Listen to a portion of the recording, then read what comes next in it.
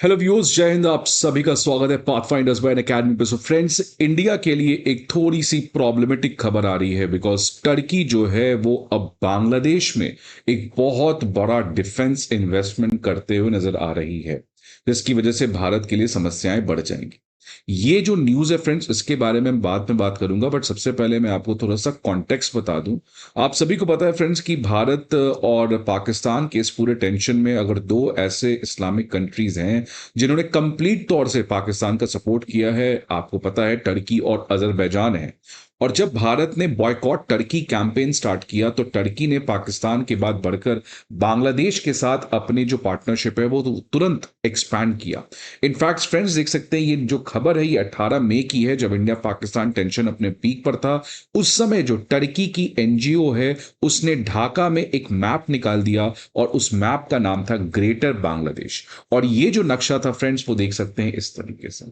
अब ये जो टर्की का प्रयास था ये बहुत स्ट्रेटेजिक था बिकॉज ऑलरेडी मोहम्मद यूनुस ने भारत को लेकर एक नॉर्थ ईस्ट का रिमार्क बहुत ही ज्यादा दे चुका था, जिसके अंदर उन्होंने कहा था कि नॉर्थ ईस्ट को हम कंप्लीटली कट ऑफ कर सकते हैं। और उसी के बाद इस तरीके का एक मैप रिलीज करना, खासकर उस समय जब भारत और पाकिस्तान के बीच में टेंशन था, तो एक बात क्लियर था कि टर्की जो है वो किसी हद तक गिर सकता है भारत को परेशान करने के लिए। और यहीं से अगर हमें एक बात पता चल चुका था कि इंडिया को टर्की और पाकिस्तान को हमेशा एक साथ देखना चाहिए, सो एक और बात क्लियर हो गया था कि अब हमें बांग्लादेश और टर्की को भी एक साथ देखना चाहिए, या इनफैक्ट बांग्लादेश, टर्की और पाकिस्तान, ये जो ट्राइलैटरल एक्सिस है इसको हमें एक साथ सोचना चाहिए। बिकॉज टर्की जो है वो अपने डिफेंस इक्विपमेंट्स को इन दोनों कंट्री को नॉनस्टॉप तरीके से बेचेगा। ऑलरेडी आपको पता है फ्रेंड्स, बायर का जो ड्रोन है ऑलरेडी यहां पे बांग्लादेश के पास पहुंच चुका है और काफी ज्यादा इसको यूज भी किया जाता है नॉर्थ ईस्ट के बॉर्डर पे।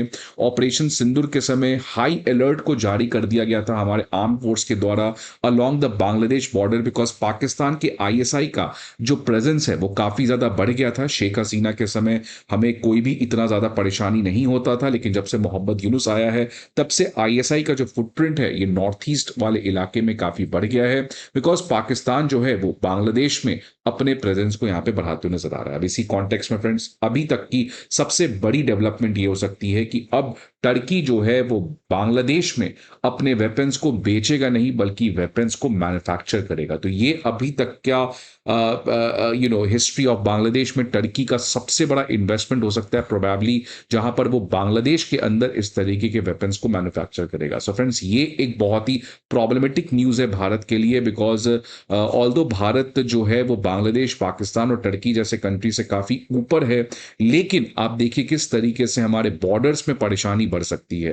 बिकॉज इसमें आपको चाइना के एस्पेक्ट को भी जोड़ना पड़ेगा, बिकॉज चाइना पाकिस्तान का सबसे बड़ा मिलिट्री सप्लायर है और चाइना बांग्लादेश का भी सबसे बड़ा मिलिट्री सप्लायर है, और टर्की इसी पर्टिकुलर ग्रुप को ज्वाइन कर रहा है। सो ये एक नया क्वाड यहां पे बनते हुए नजर आ रहा है जिसमें चाइना, पाकिस्तान, टर्की और बांग्लादेश हैं। तो इससे फ्रेंड्स भारत के लिए ऑब्वियसली कुछ ना कुछ परेशानी हो सकती है। अब भारत इसके प्रति क्या रिएक्शन करेगा ये तो समय बताएगा, बट इस समय भारत को बांग्लादेश के साथ एक क्लियर कट मैसेज दे देना चाहिए फ्रेंड्स, जिस तरीके से, क्योंकि पाकिस्तान तो छोड़िए, पाकिस्तान के पास तो न्यूक्लियर वेपन है, इसलिए कुछ हद तक ऑपरेशन सीज फायर करना पड़ गया। बट बांग्लादेश के साथ तो फ्रेंड्स भारत को एक स्ट्रिक्ट रिटेलिएशन करना चाहिए, बिकॉज बांग्लादेश जो है वो तो आपकी समझ लीजिए जानबूझकर इस तरीके से चीजों को प्रोवोक कर रहा है, जबकि शेख हसीना के समय इंडिया बांग्लादेश के रिलेशंस काफी अच्छे थे। तो फ्रेंड्स, ये पर्टिकुलर न्यूज के बारे में आज इस सेशन में हम लोग समझने का प्रयास करेंगे, बट आगे बढ़ने के पहले एक इंपॉर्टेंट इन्फॉर्मेशन आप सभी के लिए, academy IAS previous year questions, current affair magazines और prelims mock test,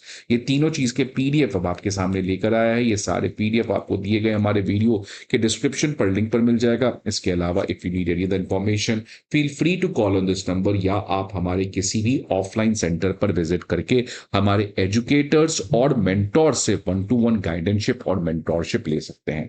so friends, ये डेवलपमेंट कैसे आ रहा है? तो ये डेवलपमेंट आ रहा है, आप देख सकते हैं 1 जून का ये ट्वीट है, सोशल मीडिया प्लेटफॉर्म एक्स पर बांग्लादेश के एक स्पोक पर्सन ने इसको ट्वीट किया। वहां पे क्या है बांग्लादेश इन्वेस्टमेंट डेवलपमेंट अथॉरिटी बीडा का जो चेयरमैन है वो टर्की गया हुआ है। टर्की में कहा गया हुआ है, तो टर्की का जो ग्रेटेस्ट मिलिट्री कॉम्प्लेक्स है एमकेई, वहां पर वो विजिट करने गया है। एक बहुत बड़ा डेलीगेशन है बांग्लादेश के साथ, जो बांग्लादेश में जो इस समय टर्की गया हुआ है। और वहां पर काफी चीजों की बातचीत हुई कि कैसे दोनों कंट्री के बीच में मिलिट्री कोऑपरेशन को बढ़ाया जाए और टेक्नोलॉजी ट्रांसफर डिफेंस में कैसे टर्की जो है वो बांग्लादेश को कर सकता है। इन सभी चीजों के बारे में बात हुई, बिकॉज इस समय अगर देखेंगे तो बांग्लादेश जो है वो सबसे ज्यादा डिफेंस चाइना से खरीदता है, और यूनुस के अंदर आकर टर्की जो है वो भी एक बहुत बड़ा डिफेंस सप्लायर बांग्लादेश को बन गया है। तो इस दोस्ती को और कैसे ज्यादा स्ट्रेंथन किया जाए, इसी चीज के बारे में बातचीत हो रही थी। और अब फाइनली इसमें एक और अपडेट आ रहा है कि इस बातचीत में एक बहुत बड़ा कंसेंसस या कंक्लूजन निकल कर आया है कि बांग्लादेश जो है वो टर्की के साथ एक बहुत बड़े लेवल पे बातचीत कर रहा है कि कैसे टर्की जो है वो एक डिफेंस इंडस्ट्रियल कॉम्प्लेक्स को बांग्लादेश के अंदर बनाए, जो 2 सिटीज में बनेंगे, चाटोग्राम में और नारायणगंज में। ये दोनों सिटीज में डिफेंस इंडस्ट्रियल कॉम्प्लेक्स को टर्की बनाएगा, जहां पर टैंक्स, वेपन्स, एम्यूनिशन, ऐसे तमाम तरीके के जो डिफेंस इंफ्रास्ट्रक्चर के सामान है उसको वहां पे मेक इन बांग्लादेश के अंदर प्रोड्यूस किया जाएगा। सो फ्रेंड्स, ये समझ सकते हैं कि ये बांग्लादेश जो है मोहम्मद यूनुस की काफी समय से बातचीत हो रही थी, लेकिन जिस तरीके से टर्की आज कंप्लीट एंटी इंडिया पोस्चर ले रखा है, तो वो इस पर्टिकुलर डिफेंस इंडस्ट्रियल कॉम्प्लेक्स को काफी फास्ट ट्रैक तरीके से अब डेवलप करने का प्रयास कर सकता है। इस पर्टिकुलर एग्रीमेंट में टेक्नोलॉजी ट्रांसफर और ज्वाइंट प्रोडक्शन के ऊपर काफी ज्यादा फोकस की है। तो फ्रेंड्स, देख सकते हैं कि जो बांग्लादेश का डेलीगेशन इस समय टर्की गया हुआ है, एक ही उद्देश्य है कि कैसे दोनों कंट्रीज के बीच में जो स्ट्रेटेजिक मतलब सिक्योरिटी रिलेटेड जो डिफेंस पार्टनरशिप है इसको और ज्यादा स्ट्रांग किया जाए। इसमें को प्रोडक्शन ऑफ मिलिट्री इक्विपमेंट शामिल है, टेक्नोलॉजी ट्रांसफर है, और बांग्लादेश के अंदर कैपेसिटी बिल्डिंग को किया जाएगा, फॉर एग्जांपल स्किल डेवलपमेंट को भी किया जाएगा। अगर मैं बात करूं तो ये जो दोनों के बीच में डिफेंस कोऑपरेशन है, ये शेख हसीना के कार्यकाल से समय से ही स्टार्ट हो चुका था, लेकिन मोहम्मद यूनुस के आने की वजह से इसको काफी अर्जेंटली एग्जीक्यूट किया गया। इनफैक्ट देख सकते हैं फ्रेंड्स, लास्ट ईयर बांग्लादेश ने हॉइट्जर्स को प्रोक्योर किया था टर्की से। इसके अलावा बांग्लादेश जो है वो टैंक्स, ऑटोकपर टल्पर लाइट टैंक्स जो टर्की में बना है इसको भी अब खरीदने जा रहा है। तो फ्रेंड्स, ये देख सकते हैं ऑटोकर्स टल्पर लाइट टैंक्स, जो काफी सोफिस्टिकेटेड लाइट टैंक्स हैं जिसको आप कहीं भी मोबिलाइज कर सकते हो, इसको भी टर्की प्रोक्योर करने जा रहा है। तो बांग्लादेश टर्की से प्रोक्योर करने जा रहा है। तो ये फ्रेंड्स नॉन स्टॉप यहाँ पे इन दोनों की डिफेंस दोस्ती बढ़ते नजर आ रही है।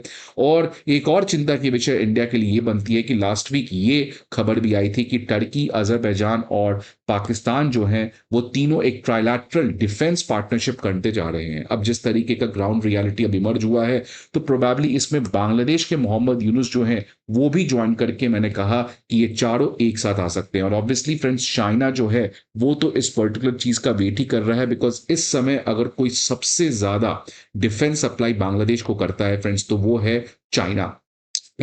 मोहम्मद यूनुस के अगेंस्ट प्रो चाइनीज फीलिंग काफी बढ़ा है बांग्लादेश के अंदर, बट भूलिएगा मत, शेख हसीना के समय ही ये स्टार्ट हो चुका था। इनफैक्ट 2009 के बाद से अगर कोई ऐसा कंट्री जो सबसे ज्यादा बांग्लादेश को डिफेंस सप्लाई करता है तो वो है चाइना है।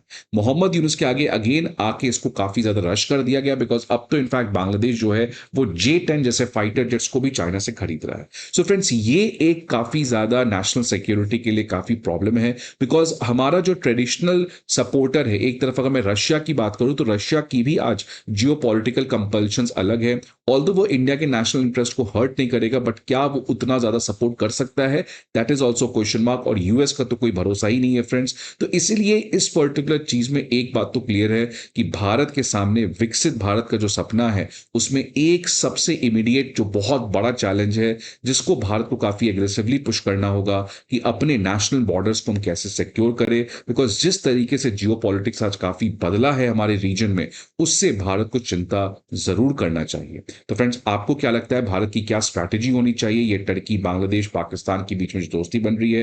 Please let me know in the comment box. I hope आपको ये वीडियो अच्छा लगे। See you again some another video. Till then, good bye and take care.